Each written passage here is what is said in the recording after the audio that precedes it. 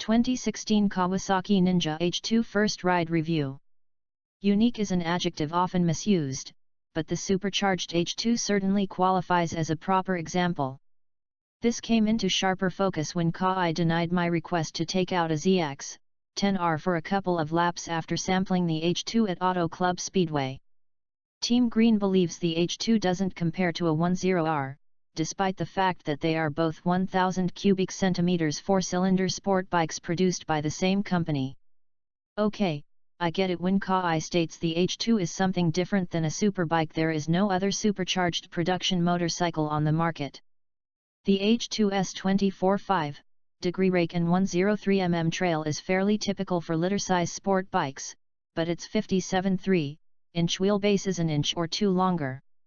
And the 525 lb claimed curb weight, full of 3.9 gallons of fuel, about 23 lbs, puts the H2 in a different weight class.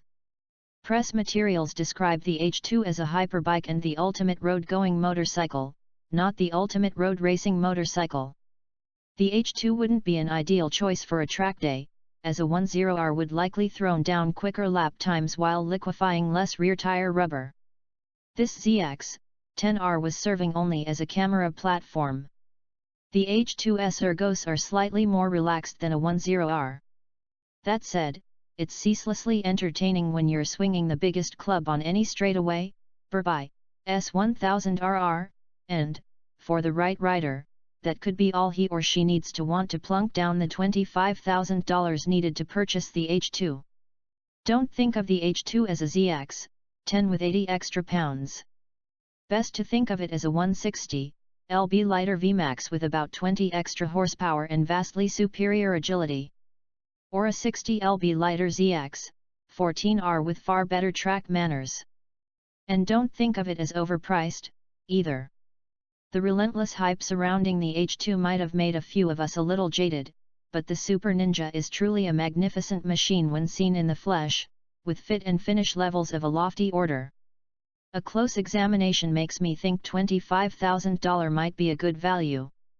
Two massive intakes flanking the H2's LED headlight feed air to the supercharger mounted behind the 998 cubic centimeters engine cylinder bank.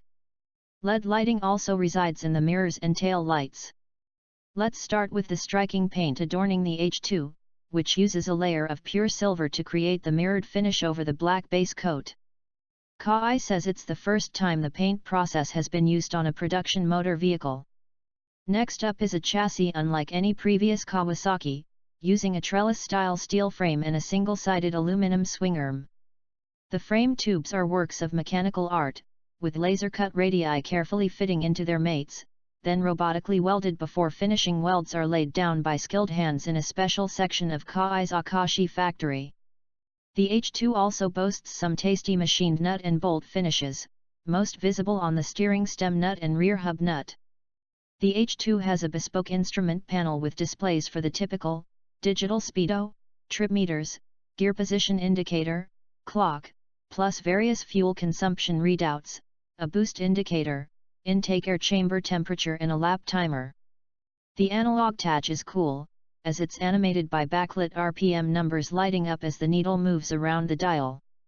Oh, and if you thought Kawai's economical riding indicator was silly to include on the ZX-14R, it's also on the H2. Lots of cool stuff on the H2, including new switchgear, Brembo radial pump clutch and brake levers, an Öhlins electronic speed sensing steering damper and a 43mm air oil separate Kayaba fork. The AOS system makes its way from motocross into the street bike world for the first time. It's designed for minimal friction/stiction as the fork slides through its travel. Preload, compression and rebound damping are easily adjusted on the fork caps. The H2's high levels of finish detailing will make its owners happy, but the true lure of this Ninja is its unique engine. A supercharger, and turbocharger, increases performance by pressurizing intake air, cramming in more oxygen molecules to allow more fuel to be injected for a bigger bang.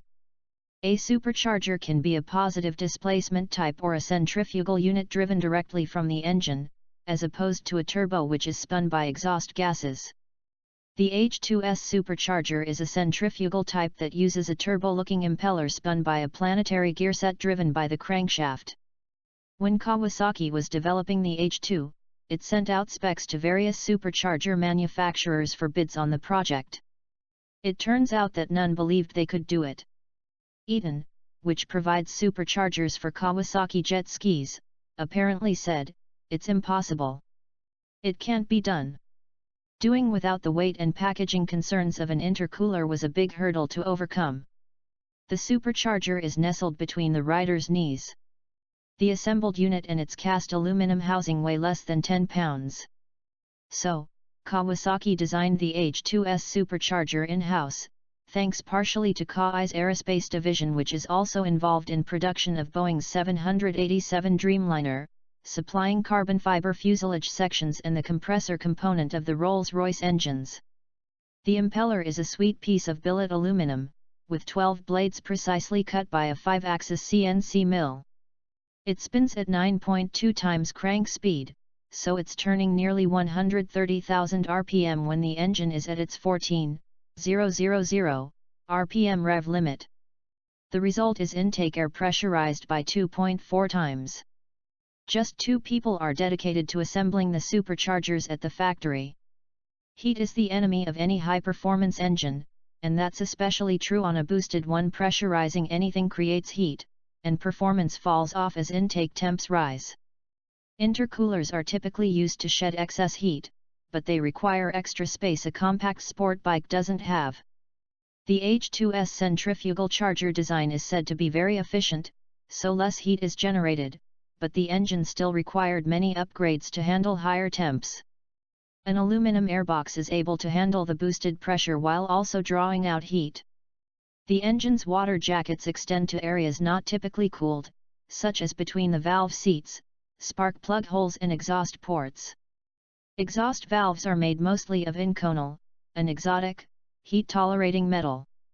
Its radiator is said to flow 1.5 times the air of a normal rad, and it's augmented by a liquid-cooled oil cooler flowing the engine's 1.3 gallons of oil, 35% more than a typical liter-class engine. A cast aluminum subframe supports the tail section. Nice finish detailing on the rear wheel with machined highlights. A detail you can't see is the knurling on the inside of the rear wheel to prevent the tire slipping from the supercharged torque. This special engine has a few other notable features. One is a patent-pending design that sees the upper injectors spray fuel onto stainless steel nets positioned over the intake funnels. This is said to create a more uniform fuel-air mixture as the fuel is sucked into the intake funnels while also promoting fuel misting, which helps to cool the intake air and increases efficiency. The H2S transmission is also exceptional, using dog ring gears as employed in MotoGP and F1. Typical moto gearboxes use shift forks to slide gears into new positions, but all gears stay in place in a dog ring tranny. Only the dog rings move as they slide into position to engage the next gear. This design reduces weight of the moving parts and delivers lighter shift effort. The H2S trick tranny is bolstered by Kawasaki's first use of a quick shifter for clutchless upshifts but without an auto blip downshift function like the latest Panigale and BMW S1000RR. So, how much power does this thing have? Kawai claims 200 PS, 197.2 HP, at 11,000 RPM and 133.5 New Mexico, 98.5 lb-ft, at 10,500 when rated at its crankshaft. Big numbers, but not any bigger than those claimed by Ducati for its new 1299 Panigale, 205 HP and 106 lb-ft. There's nearly 200 horses being delivered to the ground by the H2. We think Kawai's numbers are quite pessimistic. Our friend Brock Davidson at Brock's Performance recently tested an H2 on his dyno, logging peaks of 194 HP and 96 lb-ft of torque at its rear wheel. Lopping 10% off Ducati's figures to convert crank HP to rear wheel HP would translate to about 184 HP and 96 lb-ft, which can't quite measure up to the 287cc, smaller H2. The ride. The H2 is an intimidating machine, and not just because it will be the second most powerful motorcycle I've ever sampled. It's also the one and only H2 Kawasaki Motor Corp owns the other motojournos waiting for their shot at this rare animal would lynch me if I crashed it. It feels slimmer than it appears, and there's less of a reach to the bars than a ZX 10R. A 32.5-inch seat height keeps me on my toes. Fired up, it sounds indistinguishable from a 10R. I head out and note an unmistakable chunky feeling relative to a normal litter bike. Also heavy is the power on tap, pulling supernaturally even in the mid-range like a bigger engine. In corners, it's best to carry a gear high and rely on supercharged torque to carry you out rather than dealing with abrupt throttle response at high revs.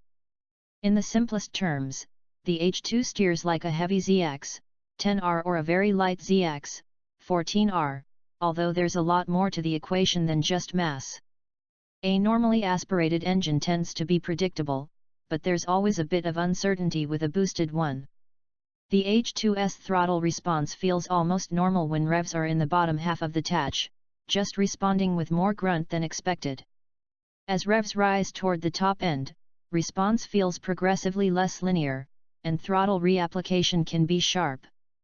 Despite an alphabet soup's worth of electronic rider aids, the H2 is exhausting to hustle around a racetrack. It requires a strong push at the bars to make quick steering transitions. Its high RPM throttle abruptness kept this rider nervous, and braking zones were difficult to divine and became longer after experiencing the H2's intense acceleration, so it's both mentally and physically draining and near the bottom of bikes I'd want to endurance race. Pointed at a straightaway is where the H2 does exactly what you'd want from a supercharged litter bike, inhaling asphalt at a rate unprecedented for a production vehicle. Most impressive was the long run onto the banking between the oval track's turns 4 and 1, where the H2's acceleration never relented. Its accelerative force at 150 mph seemed about equal to a ZX 10R traveling 30 mph slower. After getting a particularly strong exit onto the straight, I glanced down at the speedometer as I neared my braking marker and nearly soiled myself as I saw 177, 178. Yup, FFF fast. Pushing past 170 mph. The rear of the seat uses adjustable hip supporting padding that helps keep the rider from becoming detached from the H2 under acceleration. Scrubbing big speed is handled by a pair of Brembo's Stellar M50 monoblock calipers clamping large 330mm front discs. This is a setup similar to the Ducati 1299S, but they don't seem as impressive on the Kai. Initial bite is weaker, and a Brembo rep told me the H2 uses HG pads compared to the HH pads in the Ducati. Also, the Ducati has about 100 lbs less weight to slow down. Varying levels of engine/braking effect can be set via Kawasaki Engine Brake Control, KEBC, and the H2 also has rider-adjustable anti-lock braking. KTRC traction control is a welcome feature on a bike with as much twist as this. There are 3 levels of TC, and within each, 3 more levels for a total of 9. Mode 3 is for wet pavement, Mode 2 is for dry roads, while Mode 1 is for use on a racetrack. It was interesting to feel the difference between the positions of TC Mode 1. The neutral/middle position allowed decent wheelies, while the plus setting kept the front tire earthbound. I also gave the launch control mode a test. KLCM gives riders a choice of 3 modes, each allowing a rider to launch from a stop with the throttle held wide open, with revs being held at a predetermined level. I'm not even sure which mode I was in when I launched, but the system worked flawlessly. With its help and the quick shifter, I bet mid to low 9-second runs are totally doable. And I want to find out. Riding Kawasaki's supercharged Ninja H2/H2R, Ricky Gadsden interview plus video. After just 2 sessions aboard the H2, I'm salivating for more time on this truly unique sport bike. Its $25,000 MSRP is in no way overpriced for something this special and this fast. It will go down in history as a landmark motorcycle as Kawasaki intended. It's the McLaren F1 of motorcycles, said Alex Dell, Kai's senior product quality and evaluation specialist. It just moves the soul. It's an amazing machine. And that's not just empty words from a shill. Dell has purchased an H2 for himself. Plus highs. Mega motor. Uniquely fantastic. Lovely finish details. Size. Kinda bulky. Snatchy throttle response at high revs. No autobahn nearby.